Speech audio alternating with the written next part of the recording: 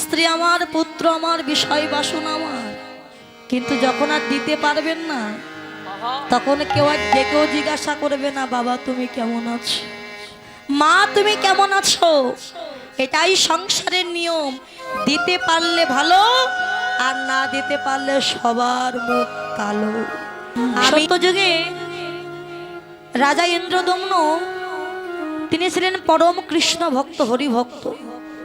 এখন এই ইন্দ্রদম্ন বাবা মন্দিরে পূজা অর্চনা করছে। ঠিক সেই সময় অগস্ত্য ঋষি গেলেন তার দুয়ারে ভিক্ষার জন্য।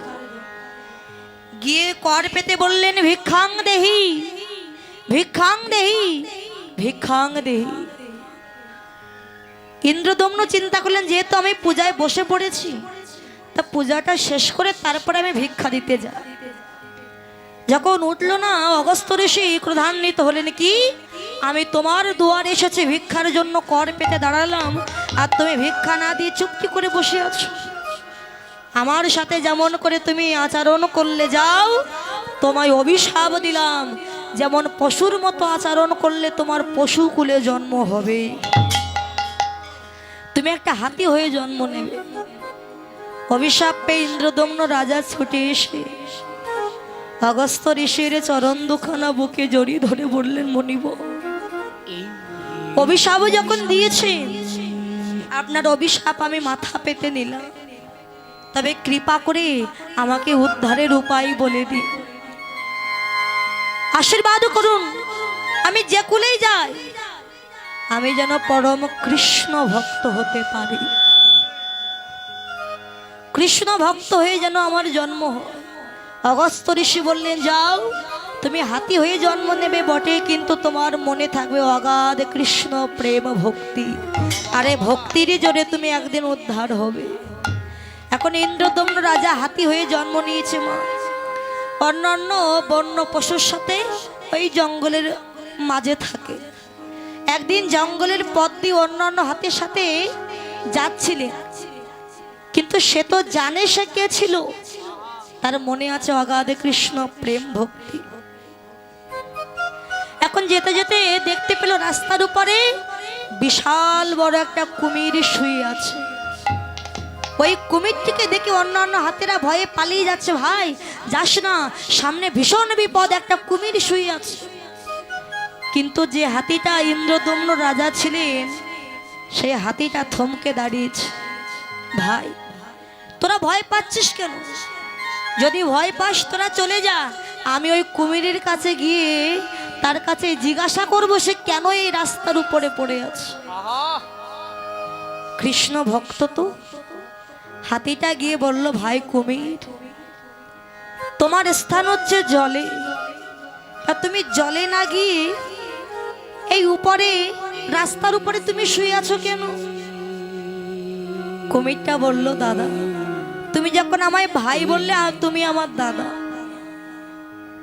আমি চাইছি আমি একটু জলে যাব, কিন্তু আমার না চলার শক্তি নেই, শরীরটা বড় খারাপ, আমার ইচ্ছে থাকলেও হেঁটে জল পর্যন্ত যাব সেই শক্তি আমার হচ্ছে না, তা যদি কেউ কৃপা করে আমাকে একটু ওই জল পর্যন্ত দিয়ে আসতো বড় উপকার হতো আমার। ইন্দ্রদম্ন বলল, ঠিক আছে ভাই, তুমি যখন আমাকে দাদা বললে আমি তোমাকে আমার পিঠে করে নিয়ে ওই জলে গিয়ে নামিয়ে দিয়ে আসছি। হাতিটা সুরে করে কুমিরটিকে তুলে পিঠে নিয়েছে। পিঠে নিয়ে নর্মদা নদীর কাছে গিয়ে বলে, ভাই ওই দেখো তোমার জল, এবার তুমি যেতে পারবে?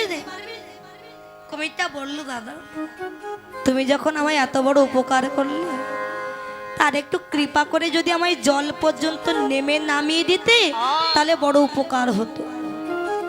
এই কুমিরটিকে পিঠে নিয়ে হাতি জলে নেমেছে বাবা, হাঁটু জল নেমেছে। বলে, ভাই এবার তুমি যেতে পারবে? না দাদা, তুমি আর একটু নেমে তারপরে নামিয়ে দাও। আর একটু নেমেছে কোমর জল পর্যন্ত, এবার যেতে পারবে? না দাদা, আর একটু নামো। এই বলে হাতি যখন গলা জল পর্যন্ত নেমে গেছে, কুমিরটিকে ডেকে বলছে, এবার যেতে পারবে তো? হ্যাঁ আমি যেতে পারবো। এই বলে কুমির হাতিটির পিঠ থেকে নেমে জলের নিচে গিয়ে বাবা ওই কুমির ওই হাতিটির পায়ে কামড় বসে দিয়েছে। আর যেই না কুমির হাতির পায়ে কামড় বসে দিল, হাতি এত চেষ্টা করলো কিন্তু কিছুতেই তার চরণটা ছাড়াতে পারছে না। তাহলে হাতির শক্তি বেশি না কুমিরের শক্তি বেশি? হাতি। কিন্তু জলের প্রাণী কুমির, জলে তার শক্তিটা বেশি। যখন বারবার ছাড়াতে চাইলো কিন্তু কিছুতেই ছাড়াতে পারলো না। এমন করে দাঁত বসিয়ে দিয়েছে যে রক্তে লাল হয়ে গেল নর্মদা নদীর জল। হাতিটা দেখলো কুমিরটা আমায় যেমন ভাবে ধরেছে আমি তো আর বাঁচবো না, তা মরে যাওয়ার আগে অন্তত শেষবারের মতো আমার আরাধ্য দেবতা নারায়ণকে একটা পুষ্পাঞ্জলি দিই আমি, যদি আর ভাগ্যে না হয়। সুর দিয়ে ওই নর্মদা নদী থেকে একটা পদ্ম ফুল তুলেছে। পদ্ম ফুল তুলে নিয়ে সুরে করে নারায়ণকে নিবেদন করে বলে, দয়াময়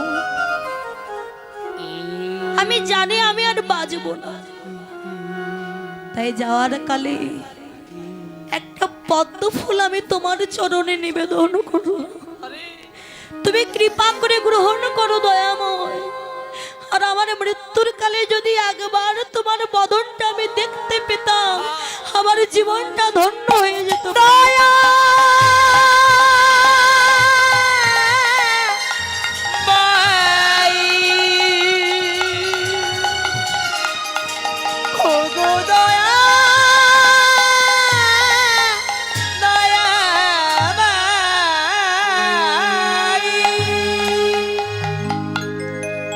এদিকে বৈকুণ্ঠে দেবী লক্ষ্মী নারায়ণের চরণ সেবা করছিলেন। লক্ষ্মী বললেন, স্বামী একবার চেয়ে দেখো, যে হাতিটা কুমিরকে সাহায্য করলো আর ওই দুষ্ট কুমির হাতিটার চরণে কামড়ে ধরে রেখেছে, হাতি মৃত্যুকালেও তোমায় ডাকছে, তুমি তোমার ভক্তকে কৃপা করবে না দয়াময়? অবশ্যই আমার ভক্ত আমায় মৃত্যুকালেও ডাকছে, আমায় ভক্ত কি যে আমায় কৃপা করতে যেতেই হবে লক্ষ্মী। লক্ষ্মী বললেন, স্বামী আমিও যাব তোমার সঙ্গে তোমার লীলা দর্শন করতে। দেবী লক্ষ্মীকে নিয়ে ওই নর্মদা নদীর কাছে এসেছে নারায়ণ। এসে দেখছে এখনো পর্যন্ত কুমিরটা কামড়ে দিয়ে রেখেছে। নারায়ণ আর বিলম্ব না করে সুদর্শন চক্র দিয়ে ওই দুষ্ট কুমিরের মাথাটা কেটে দিয়েছে। কিছুক্ষণ পরে দেবী লক্ষ্মী দেখতে পেলেন ওই কুমিরের আত্মা স্বর্গে চলে যাচ্ছে। স্বামী এ তোমার কেমন বিচার? যে দুষ্ট কুমির হাতির চরণে কামড়ে ধরে রেখেছিল আর তুমি সেই কুমিরটিকেই স্বর্গে পাঠিয়ে দিচ্ছ কেন? নারায়ণ বললেন, লক্ষ্মী আমার কাজের একটা বিচার আছে। আমি জানি হাতে ওই কুমিরটা দুষ্ট, সে আমার হাতির পায়ে কামড়ে ধরে রেখেছে, তবু আমি তাকে স্বর্গে পাঠালাম কেন জানো? কেন স্বামী? আচ্ছা বলো তো ওই কুমিরটা হাতির কোথায় কামড়ে ধরে রেখেছিল? বলে কেন? চরণে কামড়ে ধরে রেখেছিল, চরণে ধরেছিল। ও লক্ষ্মী এই জগৎ মাঝে যে একবার আমার ভক্তির চরণ ধরতে পারে আমি কি তাকে স্বর্গে না পাঠিয়ে থাকতে পারি? নারায়ণ ওই কুমিরটার মাথা কেটে দিল, কুমির বাবা স্বর্গে গেল। এখানে প্রশ্ন হবে যে কুমিরটা কেন ওই হাতিটার পায়ে কামড়ে ধরে রেখেছে? কেন ওই হাতিটার চরণ ধরেছিল?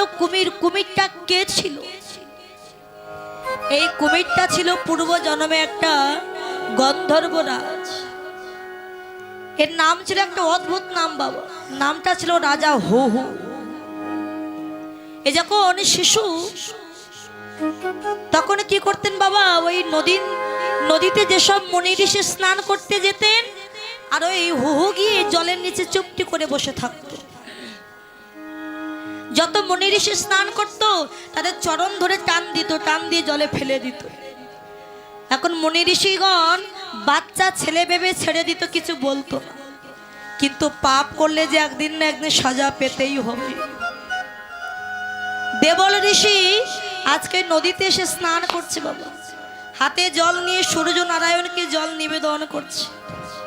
ঠিক সেই সময় ওই হুহু গিয়ে দেবল ঋষির চরণটা এমন করে ধরে ফেলে দিয়েছে যে আমার দেবল ঋষি জলে পড়ে গেলে। জলের নিচে গিয়ে দেখলেন ছোট্ট একটি ছেলে হাত ধরে উপরে তুলে নিয়ে এসেছে।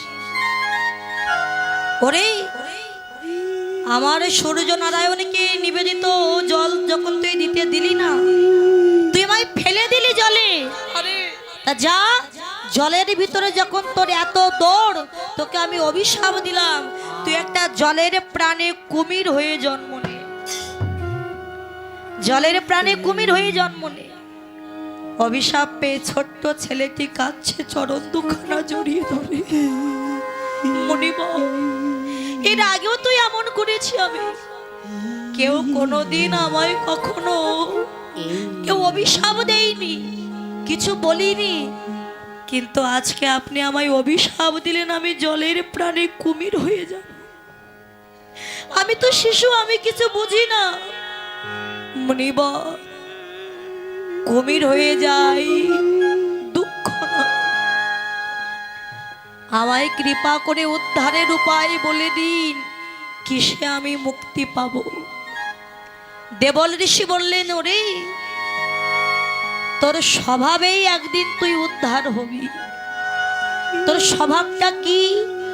আজকে যেমন তোর স্বভাব মুনি ঋষির চরণ ধরা, কুমির হয়ে জন্ম নিও তুই এমন করে চরণ ধরবি। কুমির হয়ে জন্ম নিয়ে হাতির চরণ ধরলেন বাবা, কৃষ্ণ ভক্তের চরণ ধরে সে উদ্ধারে পেয়ে গেলে।